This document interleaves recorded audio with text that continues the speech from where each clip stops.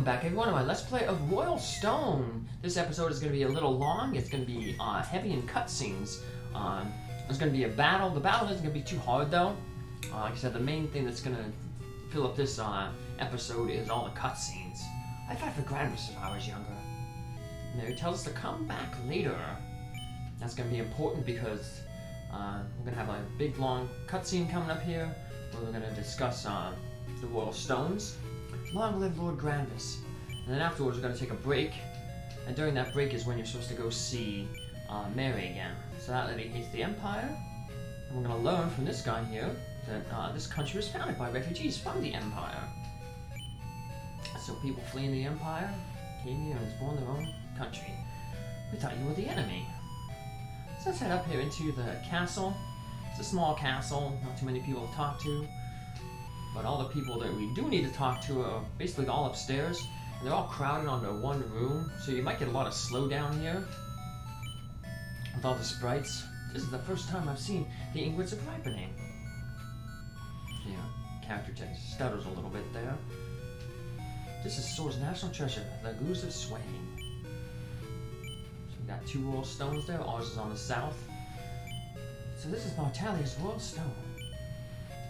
Eva, is this?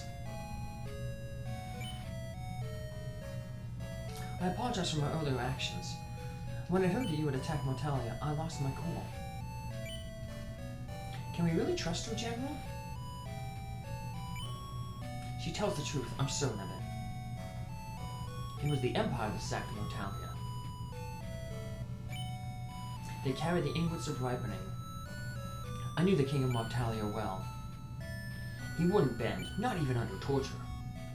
He'd only ever bequeath it to one he trusted completely.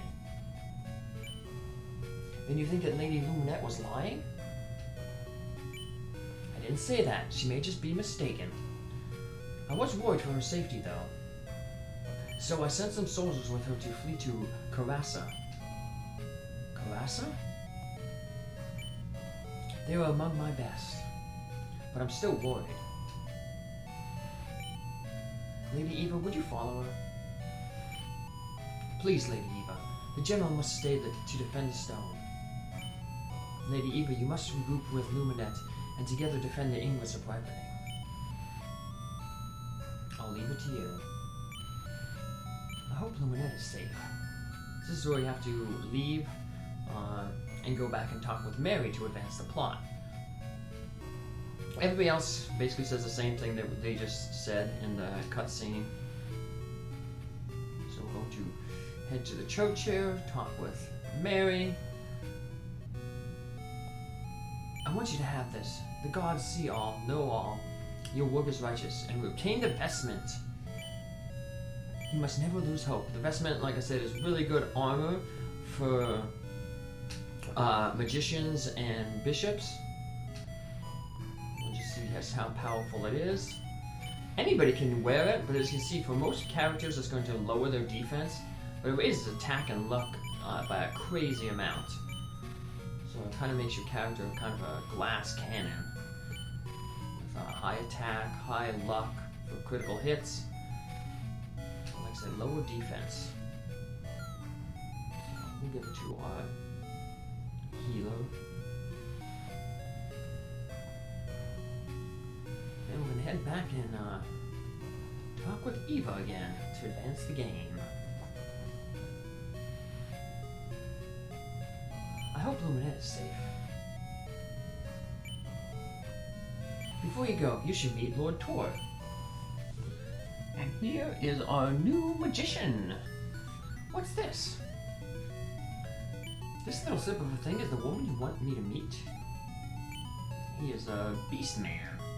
Apologies, my lady. He's like a Chozo from Metroid. You have very clear eyes. If we got one of those Grimoire stones, we can turn him into a wizard. But I'm going to turn him into a Evoker. Lord Tor has made his home on Mount Matorius a sanctuary for monsters to the west. However, due to frequent attacks by the Empire, his family was driven away. The Empire also stole the Kunin of Burnin, the royal stone kept hidden in the mountain. The Kunin of Bonin? Lord Tor brought us word that the Lord of Beasts was grievously injured while fighting the Empire. The Lord sends this message. The warrior of the lost land, bearer of truth, keeper of the red stone, must travel to where the gate of eternity has opened. I know, it's pretty cryptic. I'm betting that this girl is the warrior, though. Eva, was it? Warrior of the lost land, bearer of truth. The Lord told me that there are 4 royal stones. The ingots of ripening, the lagoos of swaying, the kunin of bonin, and the timoirs of rustling. Martelli had the ingots, so has the lagoos, and the kunin was in the mountains. Granvas men only recently discovered the Tiwaz's location. It's in the northern Carassa. Lady Luminet retreated in that direction too, if you remember. The Empire must not get its hands on that stone. Lady Eva, I am at your disposal. And he joined us. He comes at level 12 with the 4 basic spells, 3 elementals, and scan. We're not going to buy him the level 2 spells because, like I said, he loses all his ability to cast spells when he becomes an evoker. Instead, he just summons monsters. You assign monsters that you have in your party to him, and then when he would cast a spell, he would instead summon the monster. So he's like a summoner like Rydia was in Final Fantasy IV. So we're going to give him the mantle and a rod there. Give him a new weapon and the cudgel. Oh, at least he has. Too bad you can't like unequip his spells and sell them back. Shall we go? Yes. And we're going to depart, and we're gonna, like I said, start training our water characters. So Vasily, Nico. We're just taking Laville, our fire, just because he can use the walk well across the desert terrain. We have a large battle here. There's actually 12 Imperials, but a lot of the soldiers there are weak. Get ready, man. But Lady Freestar, can we actually beat them? There's quite a few desert areas here. We don't need to win. Our orders are to simply thin their numbers for Lord Blair. Lord Blair is the fire general. He'll be part of a 2-part battle next. As you say, advance. Lord Blair, my life is yours. So you basically have 4 battles coming up all in the desert. This one, a 2-part battle next, and then we have another battle after that that's in desert terrain. Let's scan the enemies here. Like I said, we're very overwhelmed, but as you can see, a lot of the enemies are low level. Some 2 mages and a healer. The rest are all going to be firefighters. Most of the enemies, with the exception of 2 water elemental enemies, are all the others will all be I guess it makes sense being that we're going against the fire general. So our cold spells will be really good. We're not really going to be giving kills to the wizards. We're mainly just using them to weaken the enemies and then try to boost up our water elemental fighters. And then include our Siren. Our Siren's going to be a really big contributor in the next few battles. The game is really kind. In the next, see how you're gonna have there's some water up there? Like Crystal Warriors, like the maps kind of flow into one another. So we're gonna kind of end up where the enemy is there, and then we're gonna go into a new battle. And you're gonna notice that that battle has a big lake in the middle of it. So you're fighting in an oasis, basically. And water elemental characters don't take penalties when walking across water. So they can just basically use the lake to get across the terrain really quickly. They don't have to worry about being slowed down by the desert terrain. And that'll come in really, really handy, so terrain actually will help us out, even though for the most part in the next battle, or in this battle, it's mainly a hindrance. So you can tell even without scanning them that they are obviously fire elemental enemies, because they aren't having any terrain penalties. They just walk right through the desert like it's no problem. So let's get the general stats here. The leader. Yeah, basically it's like his Lord Blair's third in command. We fight his second hand in command next battle. We'll actually fight General Blair himself. Anyways, going to funnel down here. We get our water characters up there. And then they'll just be easy pickings. Even though, like I said, water characters have been kind of neglected. We'll just get to see how powerful elemental advantages are. Our guys are going to tear right through these enemies. Even more so once they start getting some levels. Monsters gain quite a good amount of hit points and good strength gains in levels. Well, like the fighters tend to be getting like 3 for the most levels, and then toward the end they start getting 4. Monsters tend to get 4 and 5. Just a little hair out of range there. I have it set up here pretty nice that a lot of the enemies will be forced to attack a water elemental character. So I could have used boost with Eva here and taken this guy out, but if I would have done that, then another enemy would have just came down and replaced this guy. So by having him still alive, I'm forcing these enemies now to basically just attack Vassler right here, the water. Otherwise, this guy would have went down and fought Eva, and then I could have, like I said, had Eva keep boosting and boosting and killing these guys off. And while it's good to give Eva some experience, of course, I want to start giving, you know, these fighters some experience. So yeah, these are all pretty weak. That's a critical hit there.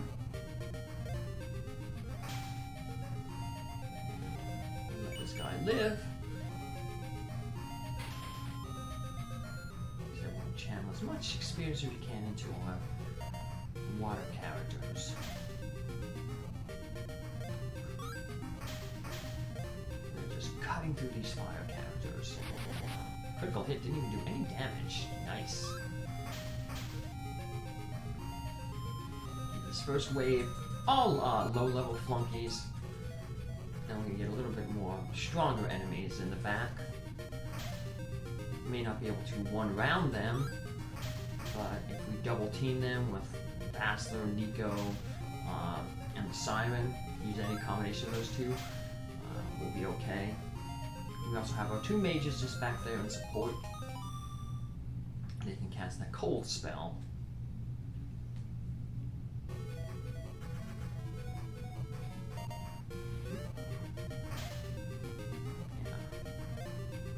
Tell these guys are just basically cannon fodder. They're so underleveled. I guess you like the game just throwing you a little bit of ease in case you were neglecting your water characters like I was. You'll be able to get on some decent levels here, a level or 2, and in time to prepare for the fire general. General Blair. You'll see sneakers would have been nice to give to all the characters, because that would increase the move by 1. You can see Vassar's only down to 2 squares, so is Nico, because their range is, their speed is 5, and then divided by 2, 2.5 rounded down, where the Siren has 6, so she's actually able to move 3. 6 divided by 2 is 3, so she gets 50% more movement than the other folks, just because she has 1 more speed than them.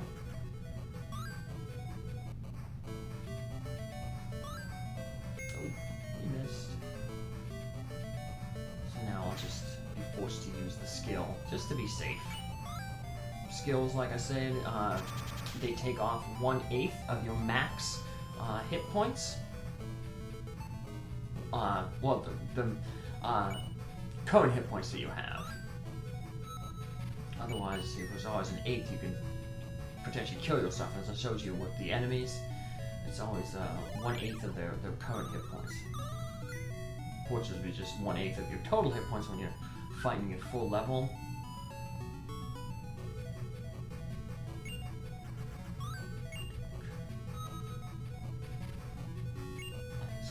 See how the next few battles are basically going to take place.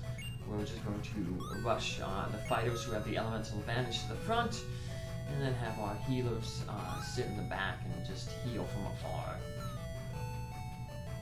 Healers get 3 movement in this terrain, because like the Siren, they have 6 movement. So again, we're doing they call it the babying strategy, where you basically like take a pretty decent unit like Eva, weaken the enemy, and then allow a lower level unit to go in and steal the kill. Only the unit that makes the kill gets the experience. Just bring our fire character up there. Just I don't know what the guy's spells are. I'll look at them. But the fire guy might be one of the ones that is good again. It's good to fight.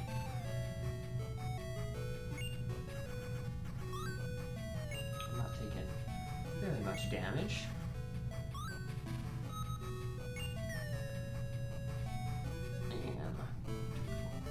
This will be okay, even though I have a healer. Remember, the healer will not start using his heal or her heal until below 50% of health.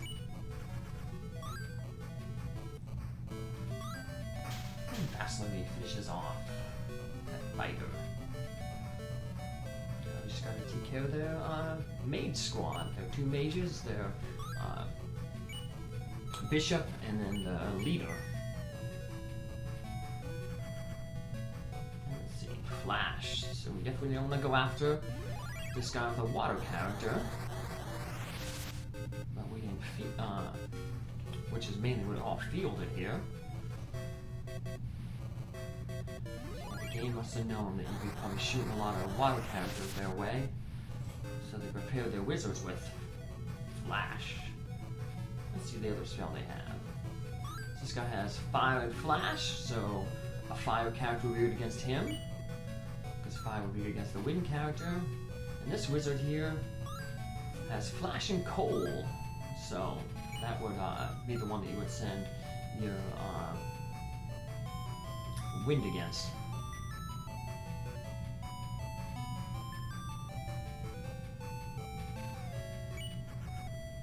Unlike Crystal Warriors, where Magi can counter other Magi,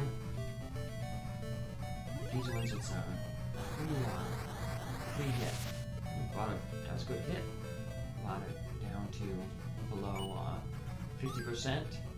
So as long as you finish the guy off before the healer can heal him, we'll be good. Even though our movement is hindered by the terrain, we still should be able to redo.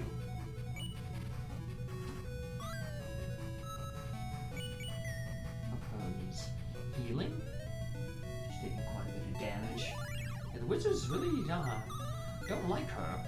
They seem to like targeting her. Maybe because she has such low health. She's kind of squishy.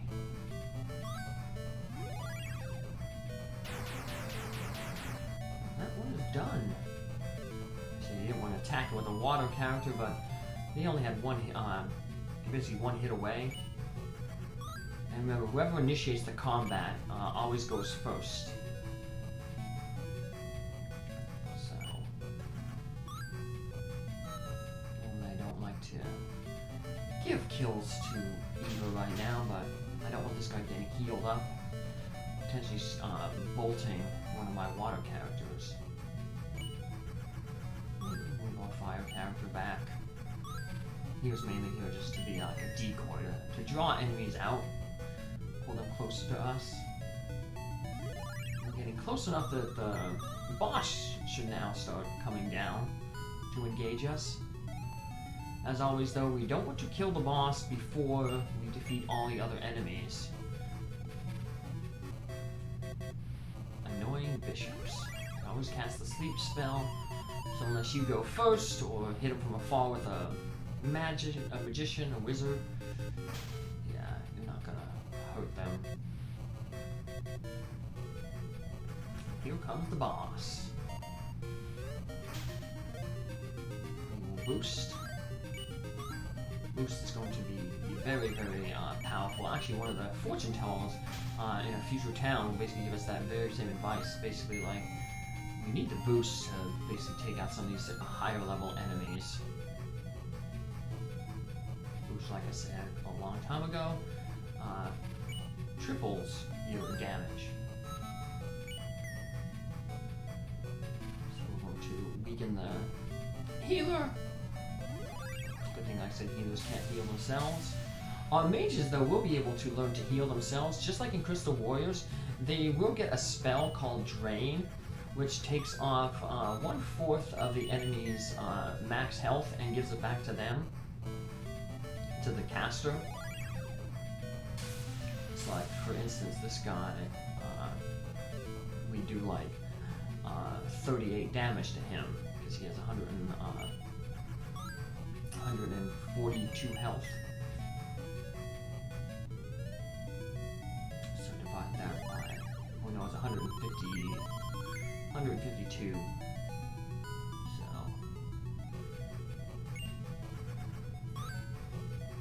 remember, you don't want to boost, because if you boost, she'll just put you to sleep, and you won't be able to attack with that triple. So just slow and steady knocks down the bishop. Bonk. Actually, there's been times when the weird thing is, like, you can actually sometimes when you're asleep, you can still avoid the attack. That must be really, really lucky. Your target is sleeping and you still miss it.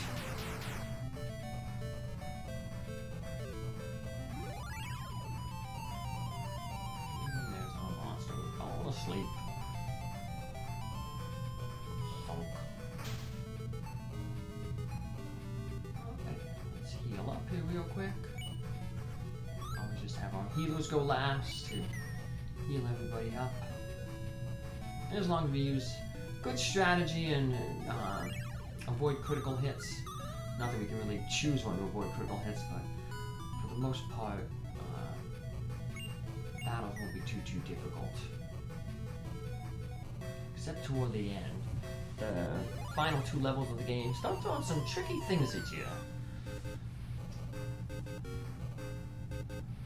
So they throw some a little kind of gimmicky things at you. Go right after Eva. That would really thin our ranks. Remember, Eva goes down, it's a game over. Anybody else goes down, it's just a permadeath. They'll never come back. Characters all have a different quote though when they die. Usually it's just something like, I'm sorry, or like, Take care, Eva. Sorry I failed you, type thing. You don't really get too much. It's not like you're gonna get massive insights into the character, but. Alright.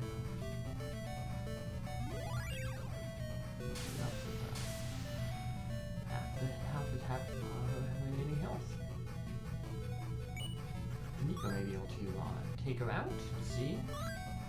Yep, not even have to use the skill. But we'll try the skill anyway because he's guarding. So we want to try to do as much damage as possible, but ugh, should avoid it.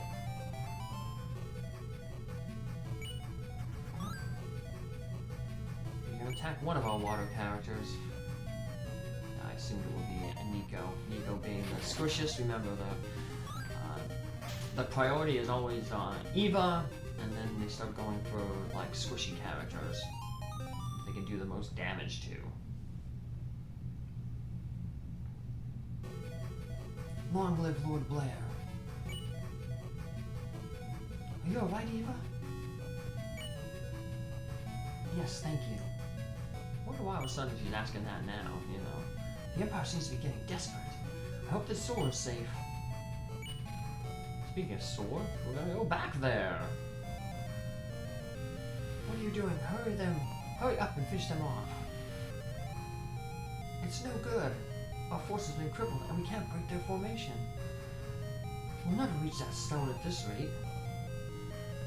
And the Empire, another folly. It seems like they just can't, whatchamacallit, fight smart when they're in sore. Because the general here, they said, well, even if we can't get the stone, at least if we kill the general, it'll be okay. But they're not even damaging the general, because the general is water, and they're water. I guess they could have been dumber and attacked with a bunch of fire characters. But the Empire was really smart.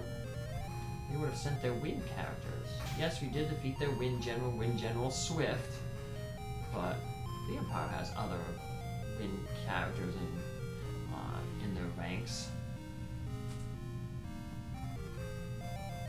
So even though this guy's a little higher level, does a little bit of damage, it's not going to be enough. People suffer the same fate as his men. And the source stone has been saved again. Fiend, you'll never lay hands on the lagoons of swaying. Watch your back, madam. He'll be back. He always comes back.